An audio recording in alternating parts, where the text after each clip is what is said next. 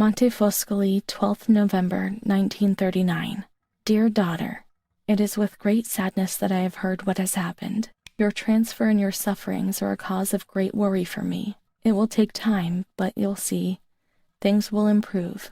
They'll treat you and you'll get better again. I pray a lot, every day. Write to me often and tell me if you need anything. I'll do what I can. Try to be strong, Mom. This is the last letter she wrote me. Once I was put into this ward, loneliness arrived. After that medical examination, I received no more letters from Mum. Why is that man here? Why doesn't she come? Did I make a mistake? It didn't look like she wanted to abandon me. What did I do wrong? I should like to be able to reply to her again now to change things.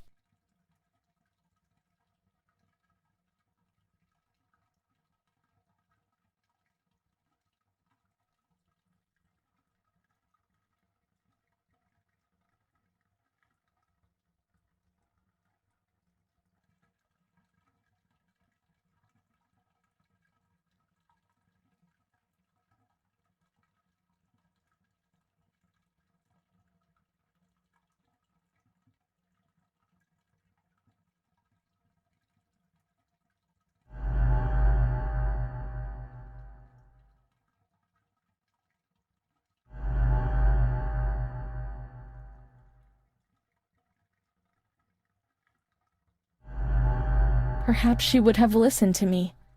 Will she reply?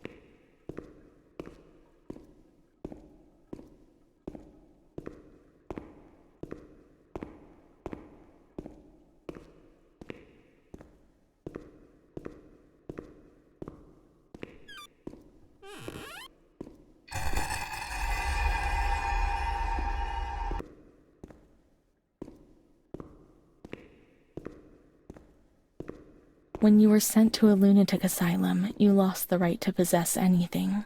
Everything you arrived with was packed up and stored here, even the clothes you were wearing, in case you were released one day.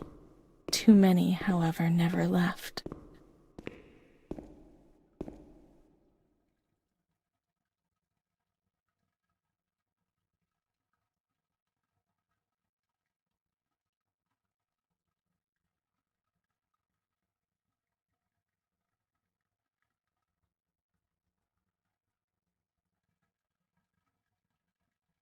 Dear Mother, please, I beg you, get me out of this place. It frightens me so much. You were right. I know I was wrong. I realize I'm so ashamed. If you only knew how much. But now I'll behave well. Sure, now things will be fine. I'll work hard. I'll be very good. Your daughter, Renee. This letter. It was Renee's letter, just like when it was written, but it was never sent. Why? Why did a thing like that happen? I've received your letter, Mum. You tell me to be patient and strong, while I only have fear and pain, and you no longer write to me. If only these lines could be my soul and tell you what's happening to me. The kids want to kill me. They all look the other way, and they tell me what I must do. I don't understand. She helps me, but what have they done to her? Can you tell me? Will you help me? Renee.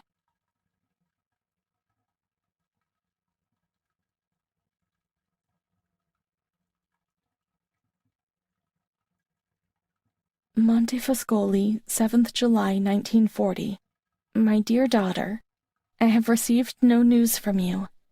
You haven't even dropped me a line for months. Unfortunately, I can't afford to come and visit you. I've no money for the fare. Do you remember Mr. Onofrio? He'll soon be coming to Volterra on business. I've asked him if would be kind enough to ask the director to have news about you. I hope when he comes back, he'll be able to give me good news. But write to me. I know that I was strict with you. You have to excuse me. I didn't realize. I've given Mr. Onofrio a new doll for you. You told me that you lost yours, and I know you loved it so much. It's not as nice as your Charlotte, but I hope that it will comfort you nonetheless. Keep your chin up, daughter. Things will be fine. You'll see. Mum.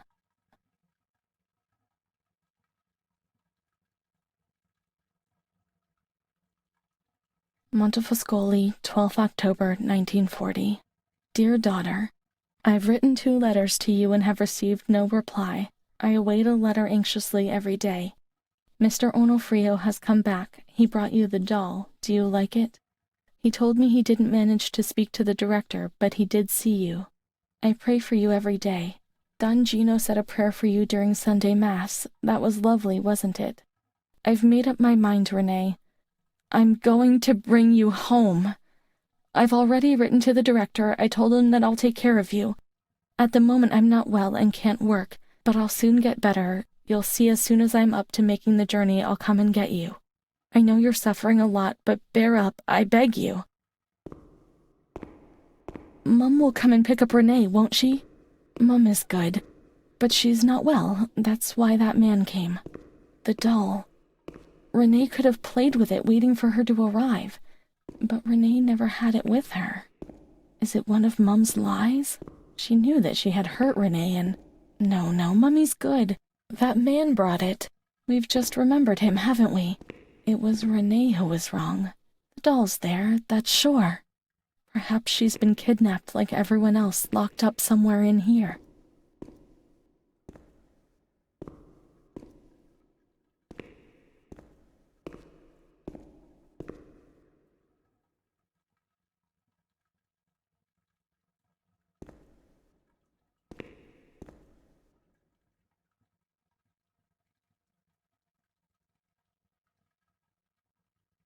Now we can open the bundle on that table in front of the window.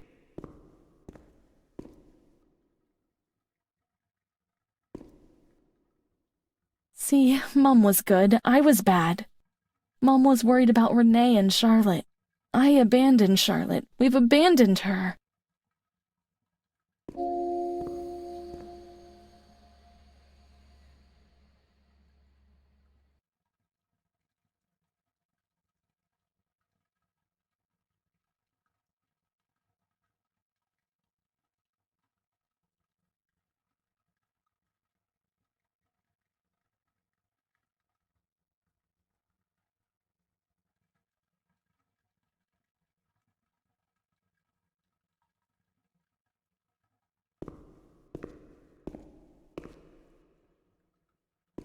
Let's look for Charlotte. We have abandoned her. She will always remain where we abandoned her, beneath the hot lights.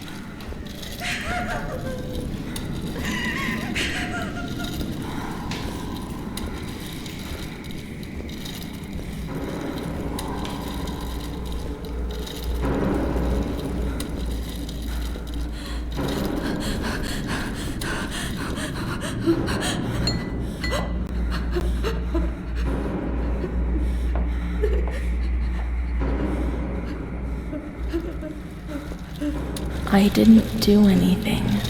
I only obeyed orders. She wasn't gone away. I didn't do anything. I only obeyed orders. Leave us alone.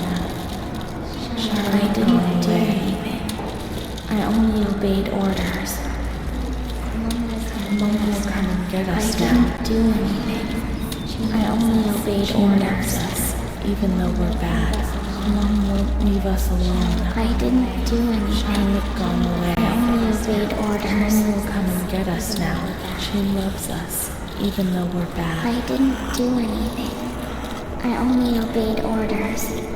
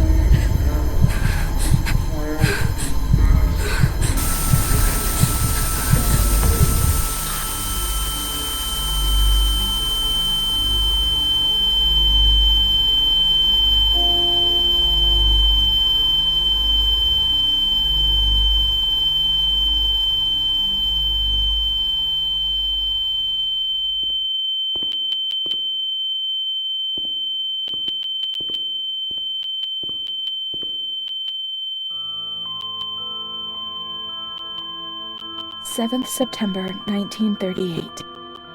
The patient frequently indulges in recriminations expressed in an explosive tone of voice. This morning she threw away the milk, saying it was full of urine, spittle, and all the other filth. Crazed, she hears voices. They order her about. She says she heard children singing. They were imprisoned in a school. 20th January 1939.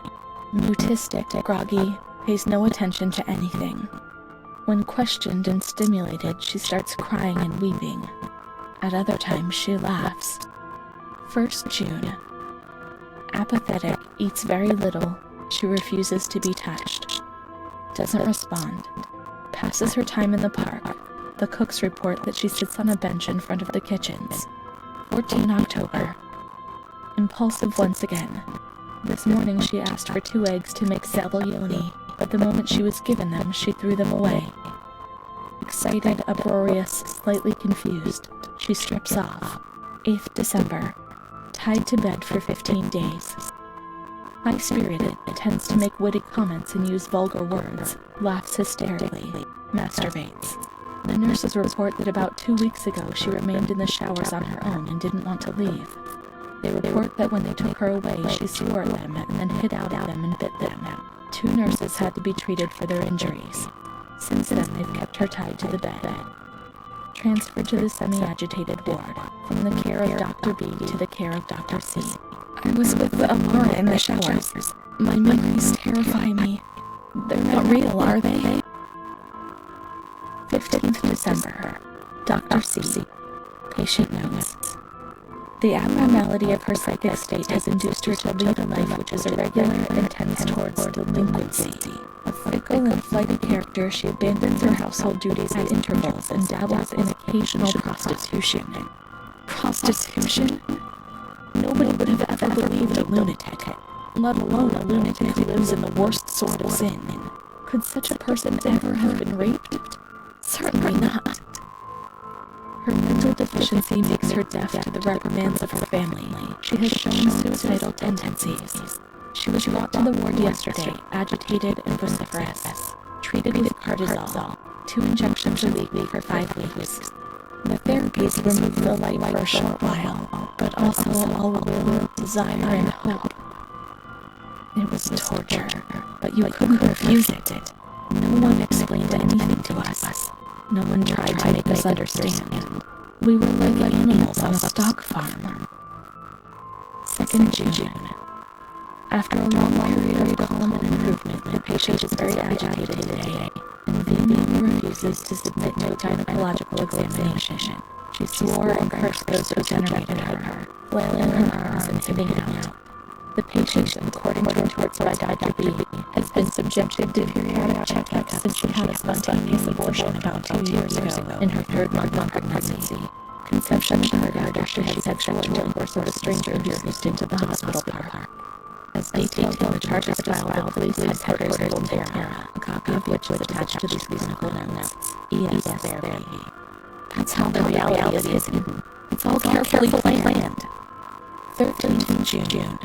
The nurses report that after having received her mother's letter, she fell into a state of great mental confusion. She threw her sleep over another name because she was very anxious, and she punched the nurse. Impulsive flashes about her. She rails against the doctor and wrangled her while he was examining her, lashes out and spits. Long correspondence who was about to give the patient further reason to be agitated. 20th August, tied to bed. The nurses report the patient becomes highly agitated for the visit of a relative or friend. Even 2 days later, she shouts ceaselessly that he commands her, that she must obey and harm herself, and that she is not Charlotte. All visits are forbidden, constrained to bed and intensification of ES therapy until we achieve results. No contact with the exterior. That way, no one knows what is happening within these walls.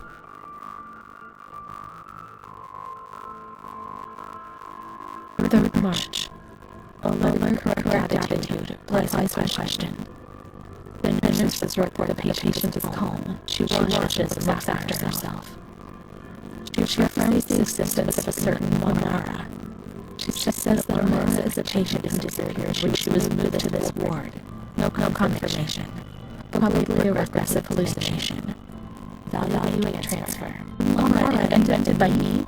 That's not possible. She was there. I know she was there. I feel it. She must have left traces somewhere.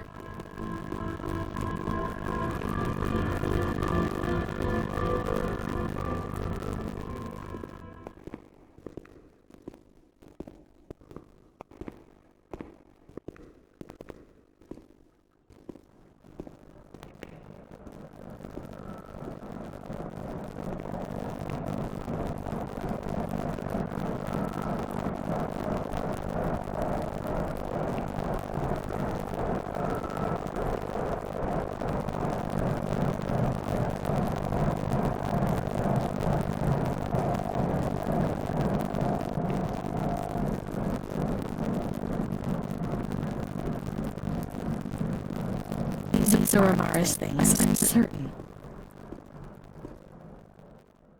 12th March 1938. Today, Renee, the young girl, arrived. She's terrorized, poor thing. See, she remembers when we met the first time. I met her mother, poor thing. She gave vent to her fears with me. I promised her that I would keep an eye on her daughter. The lady told me her daughter's doll had been taken away from her, and she was very worried about this because when Renee's depressed, as she is in this period, she barricades herself inside and can't communicate. She uses the doll for this, and it becomes her voice, her eyes, and her ears. Dr. B said that I'll soon get out of here. I'm sorry, I'm sad about leaving Renee. I'll no longer be able to protect her. My poor friend! She was hoping to be able to get out of here, but nobody ever leaves this place. That poor girl is really ill. I'm the only one she ever speaks to. I told her I was leaving, and she stared at me, saying that I would never leave. She almost frightened me. Then she started to cry. I felt like crying too. She didn't say anything else. I'm worried because that terrible man had set his eyes on her. I'm certain it was him who brought her in here.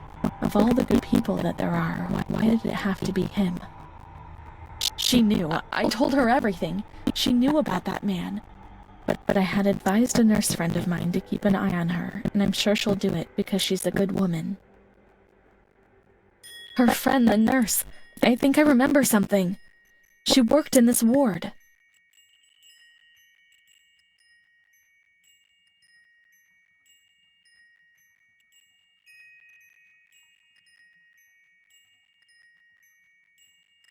Amara, there she is. She existed, certainly she existed. There she is, my friend.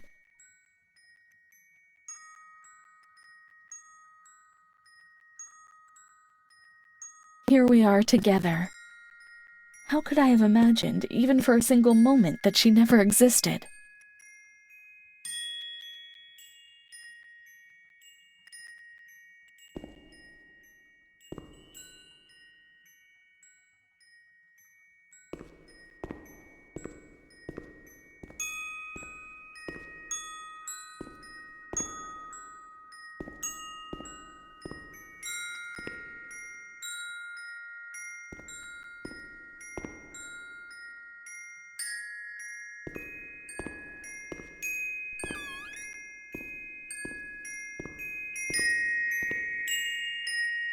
She mainly worked in the Marigliano pavilion.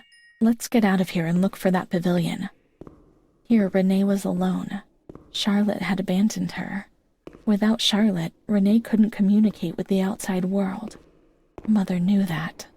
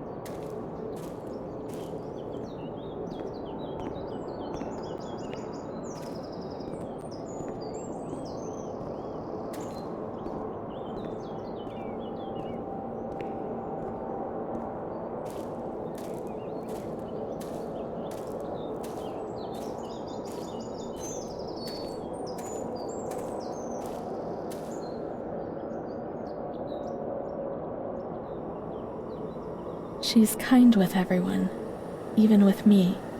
When I saw her, I felt a little bit better.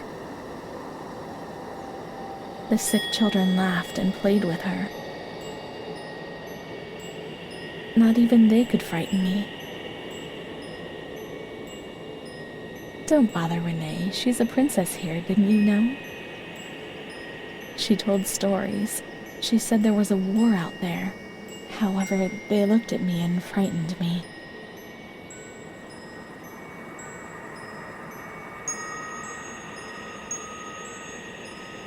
They would come to look for me in the evening, and then no one would have protected me. Not even you, Charlotte, right?